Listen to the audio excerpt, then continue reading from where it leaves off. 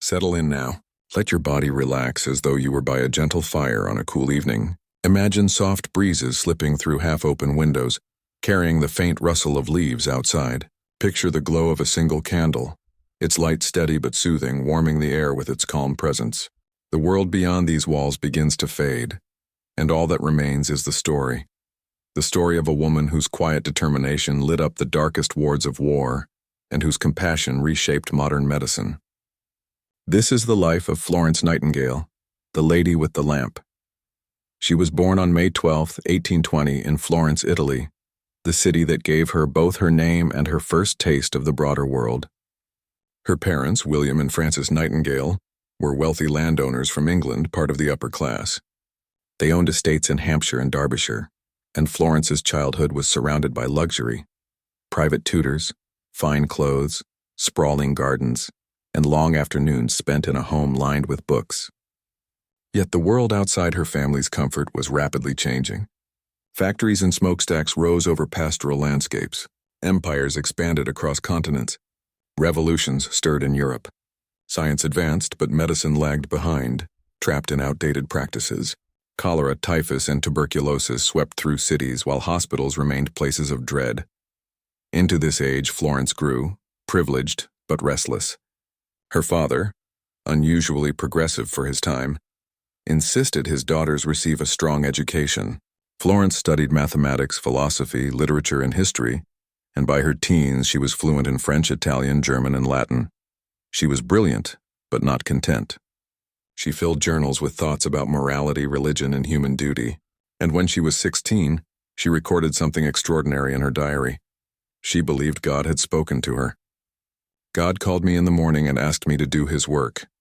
For a young woman in Victorian England, this was not just unusual, it was radical. Her parents, of course, had very different plans for her. They expected Florence to marry into wealth and respectability, to host fine dinners, to run a household, and to uphold the reputation of her family. But Florence quietly resisted. In her early 20s, she began visiting poor villagers, stepping into homes where sickness lingered and poverty pressed against every corner. She observed nurses, mostly women of low status, often untrained, sometimes even drunk, tending to the sick. Their profession was considered scandalous, disreputable.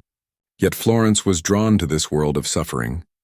She began reading medical texts in secret, staying up late into the night when the house was still, studying anatomy and public health. When she told her parents of her dream to become a nurse, the response was outrage. Her mother was horrified. Nurses were not ladies. Her sister accused her of shaming the family. Suitors came and went, among them Richard Monckton Milnes, a well-known politician and poet who pursued her for years. He was admired and wealthy. Marriage to him would have guaranteed comfort. But Florence refused. In her diary she wrote, "Why have women passion, intellect, moral activity, these three, and a place in society where no one of the three can be exercised?" By rejecting marriage, Florence was stepping outside the expected path for a woman of her class. She would be single, independent, and vulnerable to gossip. Yet her conviction was unshaken. She knew her purpose was not domestic life, but something greater. As she traveled with her family across Europe in the 1840s, she sought out hospitals, slipping into wards to observe. In London, in Paris, in Rome, she saw the same pattern: overcrowded, dirty, disorganized spaces where the sick languished and often died. In 1850, she finally took a decisive step. She went to Kaiserswerth in Germany, to the Lutheran Deaconess Institute, one of the few places in Europe where women were formally trained in nursing. There she learned the fundamentals: how to care for wounds, how to give medicine, how to maintain cleanliness, how to bring dignity to the suffering. She stayed only a few months, but it was enough. Later, she called it the beginning of my real education. When she returned to England, her family was still resistant, but Florence had begun to find allies. Reformers and clergy sought her advice. Doctors respected her observations. She was gaining a reputation as someone with vision, determination, and skill, and she was about to meet the challenge that would define her life. In 1853, war erupted in the Crimea. Britain, France, and the Ottoman Empire were locked in conflict with Russia. The battles themselves were brutal, but the greater tragedy came afterward. Reports reached England that British soldiers were dying not from their wounds, but from disease, filth, and neglect in military hospitals. Journalists described horrors that shocked the public: wards overflowing with the injured, men lying in their own waste, infections spreading unchecked. The death rate was staggering, and it was in this moment of national crisis that Florence Nightingale, with her lifelong preparation and burning sense of duty, was called upon. She was about to step from the quiet corners of study and village charity into the blazing light of history. Here we pause, with Florence standing at the threshold of her greatest test. A woman born into privilege, defying family and society, guided by a sense of purpose that would not fade, soon to walk the long, echoing halls of war hospitals. In the next part, we will follow her to the front lines of the Crimean War, where she would earn the name that still endures: the Lady with the Lamp. Picture again the calm glow of a candle, its flame steady and golden. Beyond it, imagine long corridors that echo with footsteps, the air heavy with damp and sickness. This is where Florence Nightingale was about to step, into a world far darker than anything she had yet known, a world of war. In 1854, Britain was shaken by reports from the Crimean front. Letters published in newspapers described soldiers not only wounded in battle, but abandoned in squalid hospitals. One correspondent for the Times wrote in horror that brave men, who had fought for their country, lay dying in filth, without bandages, medicine, or even food fit for consumption. The public was outraged. Politicians were pressured to act. And in the midst of this storm, Florence Nightingale's name rose to the surface. That autumn, Sidney Herbert, the British Secretary of War, and a man who had known Florence for years, sent her a request. Would she lead a group of nurses to the Crimea? Would she take charge of improving conditions at the main military hospital in Scutari, near Constantinople? The task was enormous, risky, and almost unprecedented. Women had never been given such authority in a military context. But Florence did not hesitate. She accepted immediately, writing to him that she was ready to serve. On October 21, 1854, Florence set out with 38 women, trained nurses, nuns, and volunteers across the seas to the east. The journey itself was long and exhausting, with weeks aboard ship. Some of her companions grew ill, others frightened, but Florence remained calm, almost serene. She carried with her not just supplies, but an unwavering sense of mission. When they arrived at Scutari, what they found stunned even Florence. The barrack hospital, once a military building, had been hastily converted into a hospital for thousands of wounded and sick soldiers. But there was no order. The ceilings leaked. Rats scurried across the floors. The stench was unbearable. Human waste, rotting food, and untreated wounds all mingled in the air. Men lay shoulder to shoulder, some still in their bloodied uniforms, many groaning in agony. There were not enough beds, so the injured were placed on the floor. Supplies were scarce, medicines locked away in bureaucratic storage, food often spoiled. Infection ran rampant: cholera, dysentery, typhus, all deadly and spreading with each passing day. The soldiers themselves were astonished when Florence and her nurses appeared. Many had not seen women since leaving England, and certainly not women willing to step into such misery. Some officers were skeptical, even dismissive. They doubted that women could endure the horrors of war hospitals or bring real improvement. But Florence did not argue. She observed quietly, took notes, and began to work. Her first steps were practical and immediate. She ordered the hospital to be cleaned. Bedding was washed. Fresh clothes were distributed. Wards were scrubbed with disinfectants. Windows were opened for ventilation. She organized the kitchens, ensuring that soldiers received nutritious meals rather than spoiled rations. She established a laundry system so linens could be properly washed, and she demanded that supplies often locked away in bureaucracy be released for use. Her presence itself carried power. Soldiers began to notice the tall, slender woman moving through the wards late at night, carrying a small lamp to light her way. She would pause at each bedside, speak softly, offer water, adjust a bandage, or simply sit with the dying so they would not leave the world alone. To men far from home, frightened and in pain, this simple act of compassion was unforgettable. They began to call her the Lady with the Lamp. Reports of her work reached back to England. Newspaper stories described her as a figure of almost saintly devotion, a calm, gentle presence among suffering men. The public seized upon this image. Florence became a symbol, a source of pride and hope. Donations poured in to support her mission. She was hailed as a heroine before her work was even complete. Yet the reality was more complex. The conditions were so appalling that even her efforts could not bring immediate change. In the first winter of her service, thousands of soldiers still died, not from battle wounds but from disease. Later analysis revealed that the very sewers of the hospital had been leaking into the water supply, fueling epidemics. Florence herself grew frustrated, noting in her letters that bureaucracy and neglect killed more soldiers than the enemy ever could. Still, she persevered. She gathered statistics documenting the causes of death with mathematical precision. She pressed the military authorities for reforms, often clashing with surgeons and officers who resisted her authority. As the months passed, her work began to show results. Mortality rates, once catastrophic, began to decline. Cleanliness, organization, and nutrition made a difference. The men who survived often credited Florence and her nurses with saving their lives, not just through medicine, but through the comfort and dignity they restored. Florence, however, was not seeking fame. She avoided the spotlight, rarely granting interviews or basking in the praise that flooded England. Her focus remained firmly on the work before her, yet she understood the power of public opinion. She allowed her image as the lady with the lamp to circulate, knowing that it brought not only comfort to families back home, but also pressure on the government to act. By the end of the war in 1856, Florence Nightingale had transformed the very idea of nursing. No longer was it a disreputable occupation. It was becoming a calling, a profession with dignity, discipline, and respect. She had shown that women could not only serve in war but also lead, organize, and command authority in spaces once reserved only for men.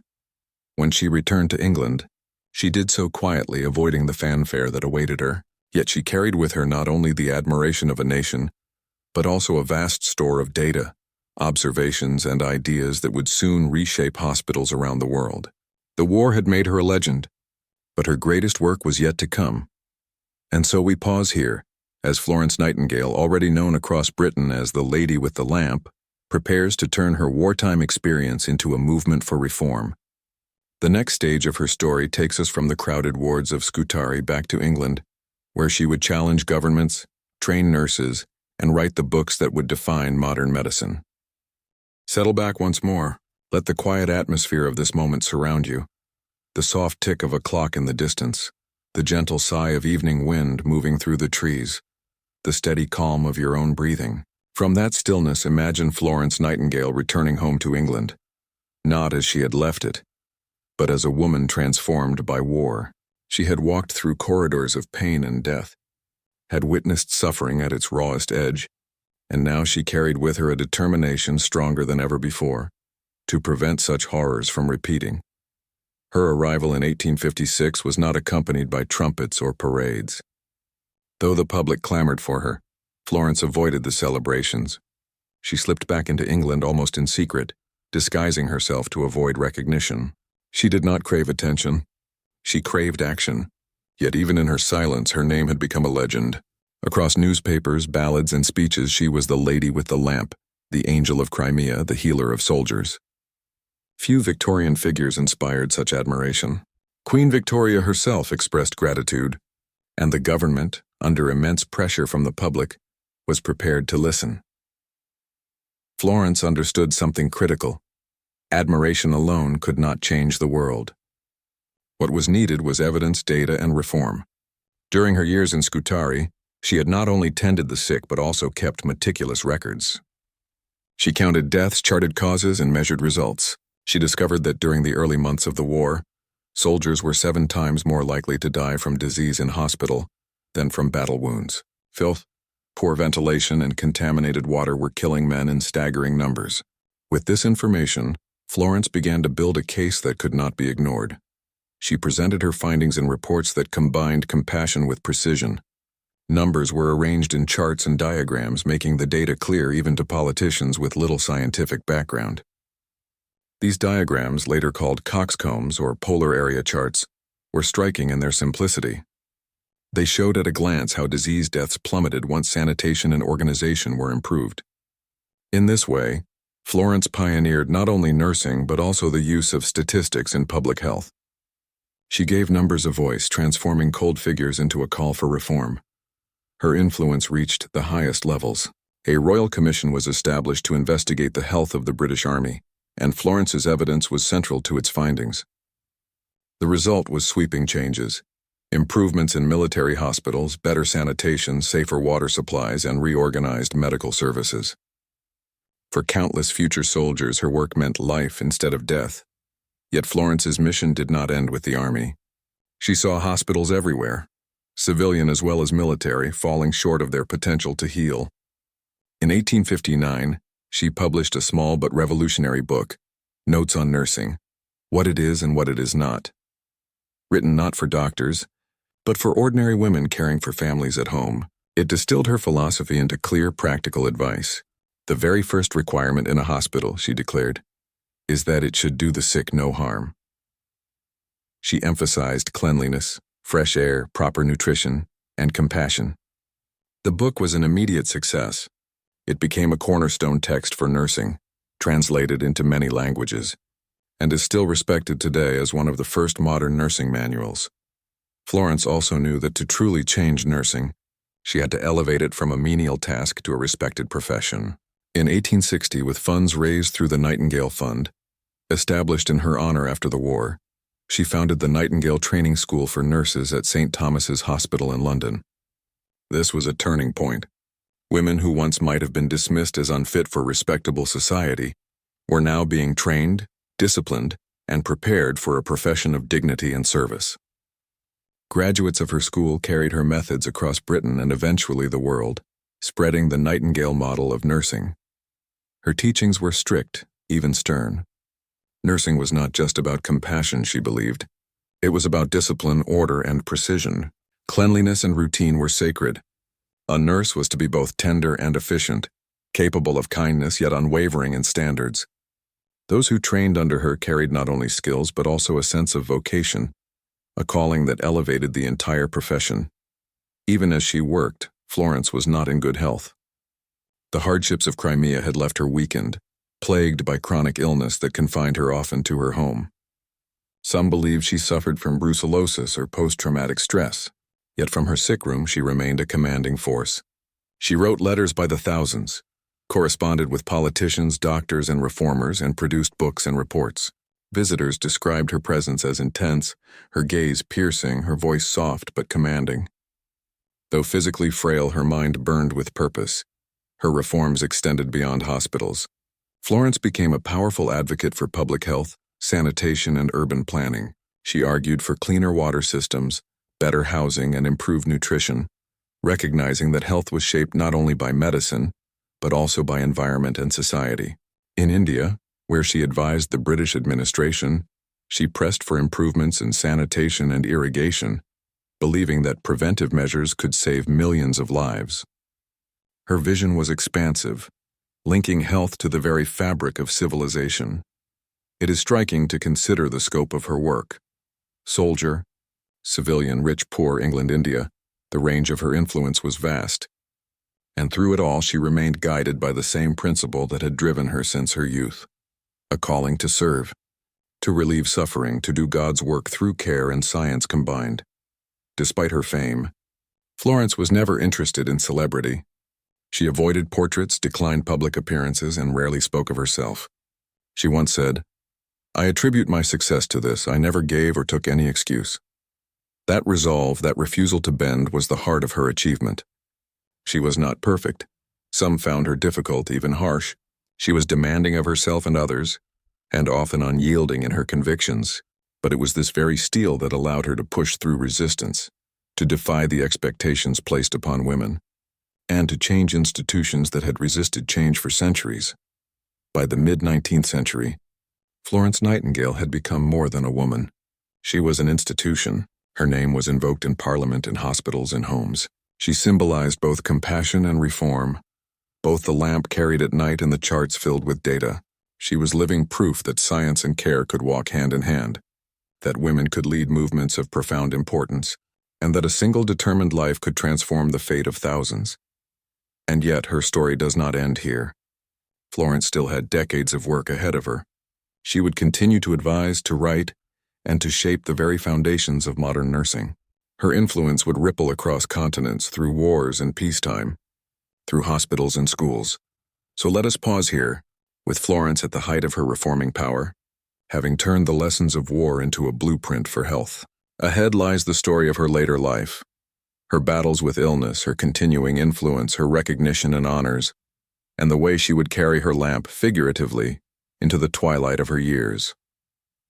Let the room grow quieter now, as though the world outside has softened to a hush. Imagine the steady glow of twilight, shadows lengthening gently across familiar walls, and the soft rhythm of your breath keeping time. In this stillness, Florence Nightingale's story continues, not as the bright flame of youth, but as the enduring light of a woman whose influence stretched far beyond her own lifetime. By the 1860s, Florence had already reshaped nursing and healthcare. Her school at St. Thomas's Hospital was producing graduates who carried her methods across Britain and even overseas. Hospitals once notorious for disorder were slowly becoming places of structure, cleanliness, and hope. The profession of nursing, once dismissed as lowly and disreputable, was being transformed into a respected calling. Yet Florence herself, the driving force behind it all, was often confined to her room, living with chronic illness. Her health had deteriorated after Crimea. Some days she was bedridden, unable to rise without pain. She complained of exhaustion, headaches, and digestive troubles, symptoms that today some historians attribute to brucellosis, a bacterial infection she might have contracted during the war. Others suggest post-traumatic stress, the lingering psychological toll of those harrowing years. Whatever the cause, her body was frail, but her mind remained sharp, restless, unrelenting. From her sick room, Florence became a commander without an army. She wrote constantly, letters, memoranda, reports. She corresponded with governments, with hospital directors, with reformers around the world. Piles of paper filled her desk.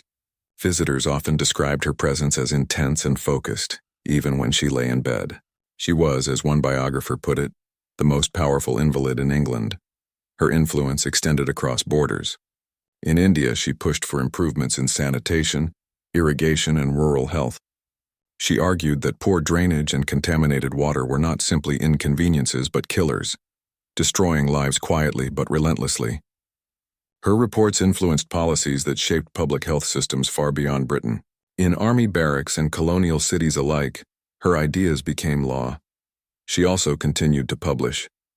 Beyond her notes on nursing, she wrote volumes on hospital design, on sanitation, on statistical methods. Her works were detailed, filled with data and analysis, yet always guided by a deep sense of humanity. To Florence, numbers were not abstractions.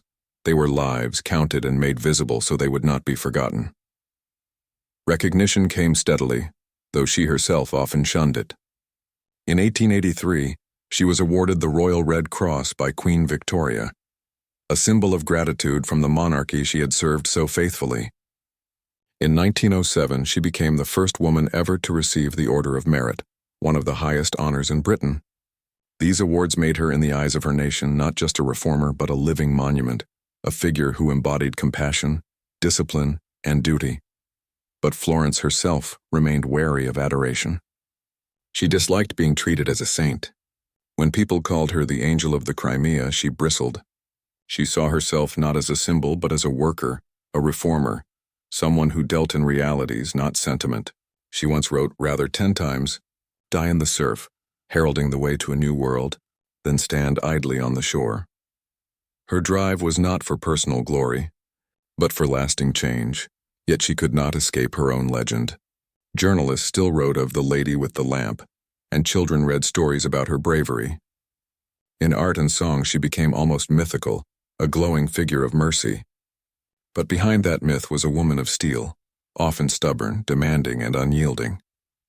Her colleagues sometimes found her difficult. She was relentless in her standards, unwilling to accept excuses. To Florence, the stakes were too high for compromise. Hospitals that failed to improve were not just failing institutions, they were allowing needless deaths. That clarity, that unwillingness to bend, was the core of her strength. In her later years, Florence's world grew smaller. She spent more and more time indoors, surrounded by her books and papers.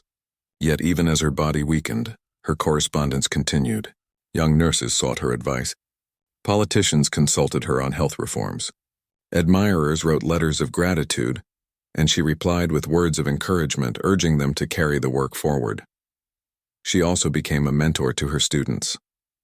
Graduates of her school spread across the British Empire and beyond, to hospitals in India, Australia, Canada, and the United States. They carried not only practical skills but also a sense of vocation, instilled by Florence's teaching. They saw nursing not just as employment but as service, as a discipline rooted in compassion and science together. The Nightingale nurse became a global figure.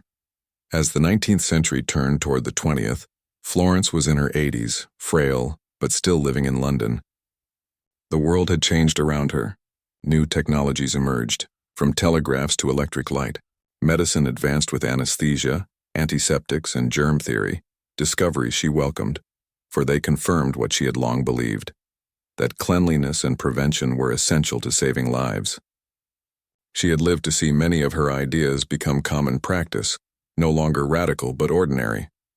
In her final years, she rarely appeared in public. She preferred the quiet of her home, tended by nurses who themselves owed their profession to her. Visitors described her as gentle, sometimes sharp but always dignified. To those who knew her closely, she was not the untouchable saint of legend, but a woman with humor, with impatience, with flashes of warmth and sternness alike. She had carried a lamp through the dark corridors of Scutari, and now, in the twilight of her own life, she carried an inner lamp of memory, lit by decades of struggle and triumph. On August 13, 1910, Florence Nightingale passed away peacefully in her sleep at the age of 90. Her family declined a state funeral, honoring instead her wish for a quiet burial. She was laid to rest in a simple grave in Hampshire, close to her childhood home. Yet her name did not fade with her passing. Around the world, nurses, soldiers, and ordinary people remembered her as the woman who had changed the very meaning of care. And so, Florence Nightingale's life, though lived within the confines of Victorian society, had broken through boundaries that few believed could be crossed. She had proven that one determined life could alter the course of medicine, of public health, of women's roles in society. Her lamp had illuminated not just darkened wards but an entire century, casting light that continues to shine today. Here we pause again, with Florence's story entering its final chapter.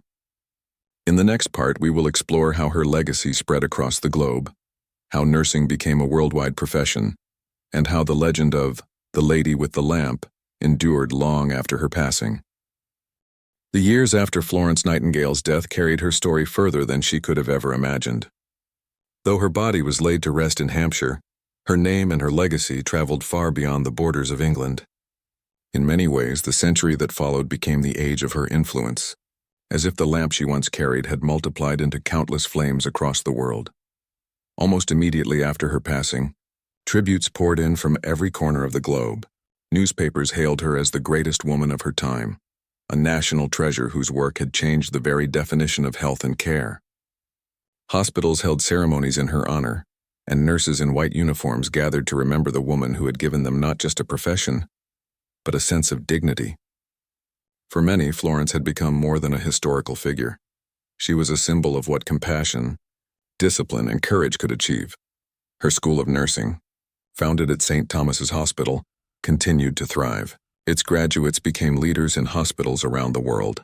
In India, in Australia, in America, and Africa, women trained under her system carried with them the methods she had taught: sanitation, organization, patient-centered care, and above all, the belief that nursing was not a job but a calling. Hospitals that had once been chaotic and dangerous grew cleaner, safer, and more humane, shaped by the ripple of her reforms. The reach of her influence spread even further through her writings. Notes on Nursing, which had been published in 1859, never went out of print. It was translated into multiple languages and became a guidebook not only for nurses, but also for mothers, daughters, and anyone who cared for the sick at home. To this day, it remains one of the most widely read medical texts in history. In its pages, her voice speaks across centuries, practical, clear, and deeply human. Beyond medicine, Florence's legacy was also about the place of women in society. At a time when women were often denied formal education or professional respect, she had carved a path of leadership and authority. She had sat at the table with ministers, advised generals and influenced policy in distant colonies, all from her desk, often while confined to her bed. She showed that intellect and resolve could overcome barriers of gender and circumstance. To many women who followed, she was not just a nurse but a pioneer. Statues were raised in her honor. One stands in Waterloo Place, London, a tall bronze figure holding her lamp, forever walking through shadowed streets. Memorials appeared in hospitals and churches in town squares. Her birthday, May 12th, was chosen as International Nurses' Day, celebrated each year around the globe. The lady with the lamp had become immortal, her image carried into classrooms, hospitals, and even postage stamps. But beyond the statues and ceremonies, there was the living heartbeat of her legacy, the countless nurses who carried her spirit into their work. Every time a nurse washed her hands before touching a patient, every time a ward was kept clean, every time a life was saved through simple, careful care, Florence's influence was there. She had built not just institutions but habits, practices, and ways of thinking that lived on in the smallest details of daily work. Her name also became a rallying cry in times of crisis. During wars in the 20th century, the First World War, the Second World War, nurses were often compared to her, described as nightingales tending to the wounded. Her story was retold to inspire young women to join the profession, to serve with the same courage and discipline. She had become the eternal image of the nurse at the bedside, the light in the darkness of suffering. Historians continued to study her, peeling back the layers of her life. They revealed her flaws, her stubbornness, her sharp temper, her iron will. But far from diminishing her greatness, these truths made her more real. She was not a saint untouched by hardship, but a woman who struggled, who grew weary, who often battled against despair, yet who pressed forward anyway. Her story reminded the world that true greatness is not perfection, but persistence. As the 20th century turned toward the 21st, Florence's relevance did not fade. In modern hospitals filled with machines and technology, her principles still held. Hygiene, sanitation, patient dignity, preventive care. These were the foundations upon which modern medicine still stood. Her lamp still burned, not in a single pair of hands, but in millions. Perhaps that is her greatest legacy, that she transformed nursing from the work of a few devoted women into a profession of global reach, shaping the lives of billions. She took the quiet, often unseen act of caring for the sick and lifted it to a level of national, even international importance. She made the world understand that health was not only about cures and treatments, but about the environment, the discipline, the daily acts of care that prevent suffering before it begins. And so, the story of Florence Nightingale closes not with her death but with her endurance. More than a century after she left the world, she remains alive in every hospital, in every clinic, in every hand that steadies a patient through pain. Her lamp continues to shine, not just as a symbol, but as a living practice carried forward day by day, generation by generation. As we reflect on her journey, from the quiet halls of her childhood home, to the blood-soaked wards of Crimea, to the quiet sick room where she commanded reforms that reshaped nations, we find in her a reminder of what one life can do. A lamp once lit in darkness can carry its light far into the future. Here the story settles gently. Florence Nightingale, the lady with the lamp, rests now in history, yet still walks beside us in every act of care, every patient saved, every nurse who steps into the ward at night. Close your eyes for a moment and imagine the gentle flicker of candlelight across a hospital ward, the sound of footsteps soft against polished floors, the hush of voices, the steady rhythm of breathing from patients at rest. In that stillness, we carry forward from Florence Nightingale's era into the later decades of the 19th century, when her influence began to reshape not only Britain, but the wider world. This next part of her journey is not simply about her alone. It is about the ripple she set in motion, and the way her vision of nursing grew into a global force. Even as Florence herself withdrew into relative seclusion in her London home, often writing from her bed, her reforms traveled outward with extraordinary momentum. Graduates of her school at St. Thomas's Hospital carried her methods into new lands. One of the earliest and most significant expansions took place in India, the land where Florence had long felt a deep connection. She had studied Indian public health closely, recognizing the devastating effects of poor sanitation and overcrowding. Her correspondence with British officials in India spanned decades, filled with passionate arguments for clean water systems, proper drainage, and improved hospitals. Though she never visited in person, her voice helped inspire reforms that saved countless lives. In the United States, too, her shadow loomed large. When the American Civil War erupted in 1861, her reputation was already known across the Atlantic. Union leaders looked to her as a model, and though she could not travel to America, her writings guided reformers such as Dorothea Dix and Clara Barton. The principles of organization, cleanliness, and morale that Florence had proven in Crimea found new ground in the bloody fields of Gettysburg and Antietam. Barton, who later founded the American Red Cross, was deeply influenced by Nightingale's legacy. By the late 19th century, the image of the nurse had transformed dramatically. No longer were nurses seen as untrained helpers or servants. They were professionals, disciplined, educated, and trusted. This change did not happen overnight nor without resistance. Many traditionalists scoffed at the idea of women stepping into structured professional roles. Yet Florence's work provided an unshakable foundation. She had elevated nursing into a noble pursuit, one worthy of respect from doctors, governments, and the public. The story of her influence can also be seen in how nursing schools blossomed across Europe and beyond. Germany, France, Canada, and Australia all developed programs modeled on Nightingale's example. Each of these schools trained women not only in practical care but in leadership, expecting them to take charge of wards, to manage resources, and to enforce the discipline that kept hospitals running safely. By the turn of the 20th century, thousands of women around the globe were living proof of Florence's belief that education was the heart of reform.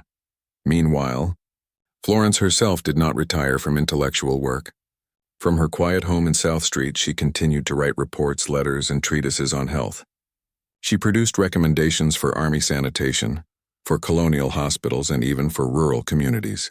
Her reports on India were so thorough that officials often remarked they knew more about their provinces from her documents than from their own visits. She became known as the Oracle of South Street, a woman whose counsel was sought by ministers and reformers alike. Her personal life, however, remained complex. Though admired worldwide, Florence struggled with her own health, likely due to infections contracted during the Crimea. She suffered long periods of fatigue and isolation. Yet even in her illness, she turned her confinement into productivity. From her bed, she corresponded with hundreds of people, reviewed documents, and dictated reforms. It was as if her spirit refused to rest, pushing her to continue carrying the lamp of progress long after her physical strength had waned. One of the most remarkable aspects of her legacy was the way she shaped the identity of women in society. At a time when many women were confined to domestic roles, Florence stood as an example of what determination and education could achieve. She proved that women could not only serve with compassion, but also lead with intellect and authority. Her life story inspired generations of women to enter nursing, medicine, and public health, not simply as caretakers, but as changemakers. The symbolism of her lamp continued to grow as well. Artists painted her as a saint-like figure walking among the wounded. Writers described her presence as angelic, almost supernatural. Yet Florence herself rejected these romanticized images. She knew her real power was not in mystical glow, but in statistics, organization, and discipline. Still, the public clung to the image of the Lady with the Lamp, a symbol of comfort in the darkest hours of suffering. By the end of the 19th century, her reputation was secure. She had received the Order of Merit from King Edward VII in 1907, the first woman ever to be honored in that way. Her writings had reshaped the British Army, public health in India, and the foundation of modern nursing across continents.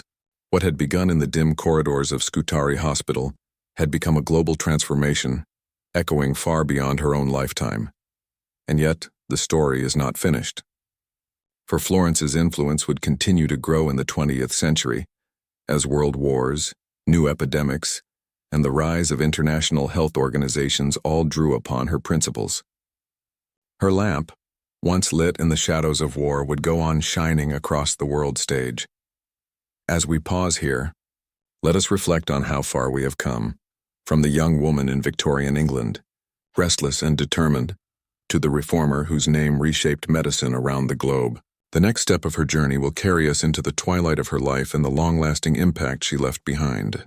Settle yourself now as though listening beside a quiet hearth on a cool evening. The flames crackle gently, shadows dance across the walls, and in this calm we turn toward the final chapters of Florence Nightingale's extraordinary life. What began in youthful defiance against Victorian expectations had, by the dawn of the 20th century, become a legacy of almost mythic proportion. But before her story could close, there were still moments of reflection, of recognition, and of quiet persistence that defined her later years. Florence spent most of her final decades confined to her home in South Street, Mayfair. She was often ill, her strength sapped by years of relentless labor and the lingering effects of the infections she had endured during the Crimean War. Yet, even in frailty, she continued to influence policy and reform. Her bed became her office, the desk beside it stacked with reports, letters, and drafts. Secretaries and assistants came and went, carrying her notes to ministers, doctors, and military officials. From this seemingly small room she reached across empires. In those years she was not always the glowing lady with the lamp, as the public imagined.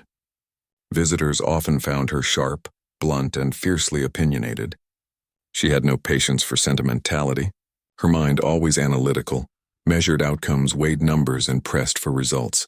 Statistics and charts still filled her days. She wrote on everything from military sanitation to rural health, from hospital design to the spread of disease in colonial India. But outside her small circle of work, the world placed her on a pedestal. By the turn of the century, she was already a living legend.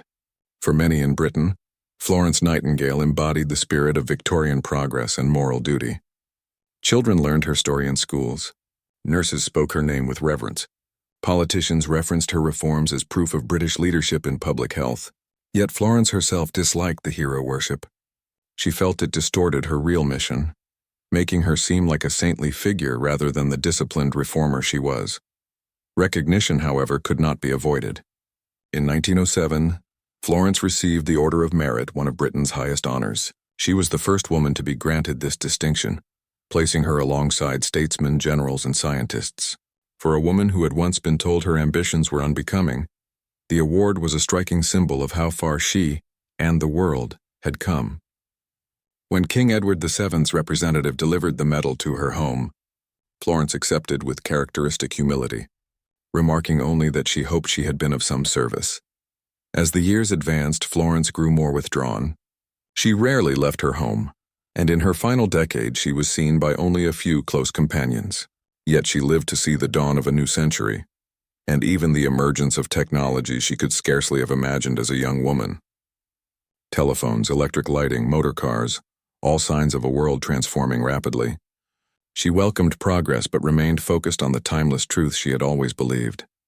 That sanitation, compassion, and organization formed the bedrock of health.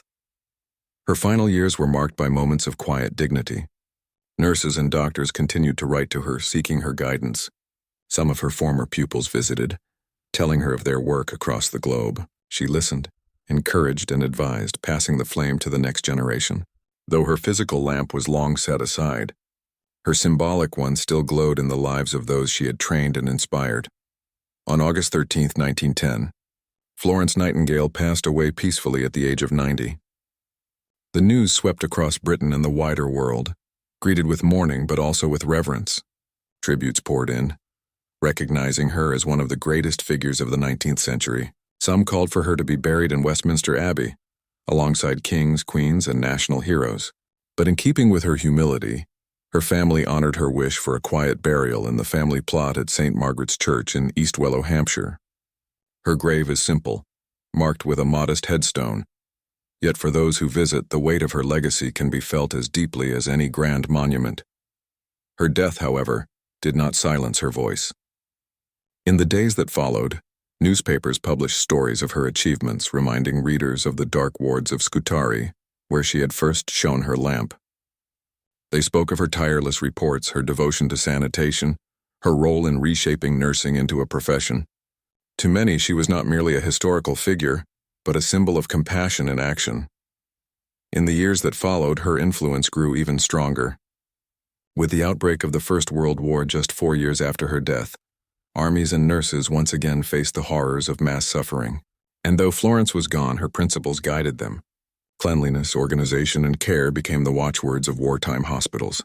Many nurses working in those years proudly saw themselves as her heirs, nightingales carrying on her mission. Her memory was honored in lasting ways. Statues were raised in London and beyond, her image preserved in bronze and marble. Hospitals bore her name. Scholarships were established in her honor, and May 12th, her birthday was chosen as International Nurses' Day, celebrated across the globe each year. The lamp she once carried became an emblem for nursing itself, still held aloft in ceremonies today as a symbol of light, care, and hope. And so, as Florence Nightingale's life came to a close, the story did not end but flowed forward. She had begun as a young woman walking through dark corridors with a small lamp, offering comfort to the sick and wounded. She ended as a figure whose reforms touched every corner of the globe, whose ideas continue to shape medicine to this very day. Her legacy rests not only in history books, but in the millions of nurses who step into hospitals each day, carrying forward her spirit of discipline and compassion. The quiet of her final years reminds us of something profound, that greatness does not always roar in triumph. Sometimes it whispers, working quietly, steadily, persistently. Florence Nightingale's lamp was never a blaze of spectacle. It was a steady flame, unwavering, guiding countless lives out of darkness. Now, as we close this chapter, we prepare to step into the reflection of her legacy in the modern world. In our next and final stretch, we will explore how the Lady with the Lamp remains alive in memory, in practice, and in the unbroken chain of care that stretches from the 19th century into our own time. Take a slow breath and imagine a lamp glowing softly in the quiet of night. Its flame does not flare, nor does it fade. It simply burns steady and calm. This is the image we carry with us as we reflect on Florence Nightingale's enduring legacy, long after her passing in 1910. Though she left the world more than a century ago, the ripples of her work still reach into the present, shaping how we live, how we heal, and how we care for one another. The world that followed her death was one of rapid change. Within just a few years, the First World War broke out, a conflict of unimaginable scale. Across the battlefields of Europe, armies once again faced the brutal realities of war wounds, infection, and disease. But unlike the Crimean War of Florence's youth, these new hospitals bore the mark of her reforms. Triage systems, sterile environments, and structured nursing units all carried her signature influence. Nurses in France, Britain, and the United States often referred to themselves as nightingales, consciously carrying her legacy into the chaos of the trenches. The Red Cross, strengthened by her example, became a lifeline for millions of soldiers. Her lamp had traveled across borders, and in the decades that followed, it spread even further. In the mid-20th century, as nations rebuilt after 2 world wars, her principles became the foundation for modern public health systems. The creation of the National Health Service in Britain owed much to her insistence that health was a right, not a privilege. In developing countries, international health organizations carried forward her message of sanitation and prevention, often quoting her reports from India as guiding wisdom. Education remained the central pillar of her legacy. Nightingale schools of nursing inspired programs on every continent. By the mid-1900s, professional nursing had grown into one of the largest and most respected healthcare fields in the world.